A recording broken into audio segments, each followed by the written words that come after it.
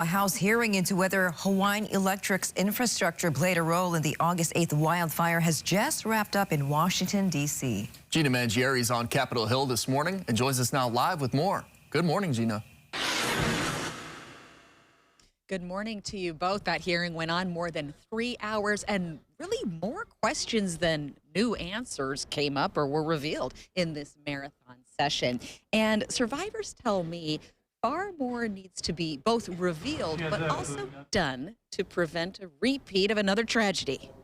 People of Maui, as they face the daunting... Is there any way to exercise enforcement if the power companies are not complying with the requirements? Certainly, we would have to figure out either any penalties or any actions that the utility needs to make through our process. You say you have to figure it out. That leads me to conclude that you don't have those in place now. No, we do have those in place. Is that we have to follow our process in order to get to that level. So if you find them out of compliance, you find them, what action do you take? Do you fine the company or? Yeah, there is a number of ways that we could make sure that the utility is accountable, is held accountable, right? And it includes everything from conditions, right, all the way up to penalties. And like I said, we use our process. Mr. Chairman, I'm not satisfied with the answers.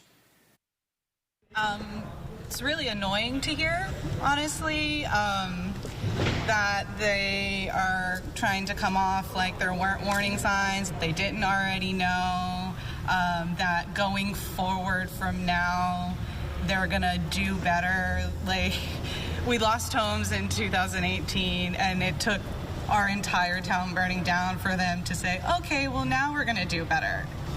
It's ridiculous.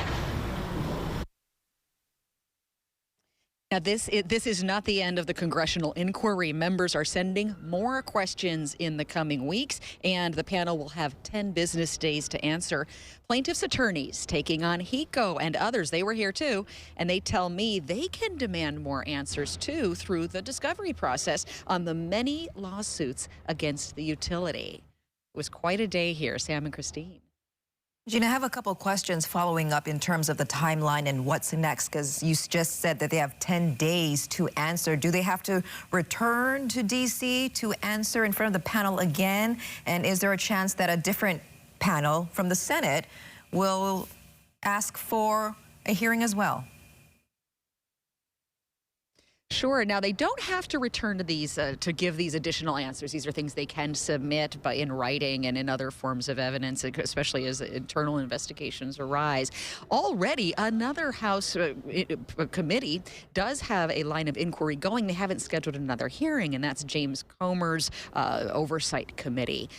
They're busy with some other things today. Just down the hall, there's other things going on. What could be the beginnings of an impeachment proceeding with President Joe Biden. That was happening around the corner here, a very busy office building today. So it's no telling what else might happen, or whether it's other House committees. They tend to be the ones who launch the lines of inquiry. For this particular one, they can submit in writing, and the members made clear to expect a lot more questions.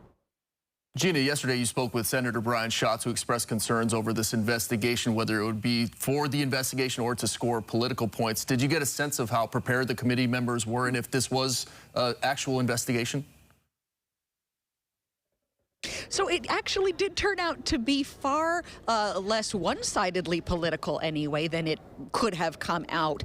Representatives Ed Case and Representative Jill Takuda, they were there and gave some feedback at the end and actually thanked the panel. They came and sat at the witness table and they weren't questioned, but they were able to give their comments. And I believe it was Representative Ed Case who commented that this could have easily detoured off into becoming something either that was political or not focused on the task at hand. And he actually thanked them for staying on point and on task to try to get questions, and he thanked them for being persistent in the questions. Another universal agreement, even from the questioning panel, was that this is not meant to detract from the top importance of getting relief money and continuing the relief coverage for Maui in terms of disaster relief. That both of these things can happen at the same time. You can ask questions. It is not too soon to ask questions, they say, but by all means, they commit to keeping the money flowing. That might be tougher to do if the shutdown hits, but at least they say they're going to try. All right, thank you so much, Gina Mangieri, reporting live for us from Capitol Hill.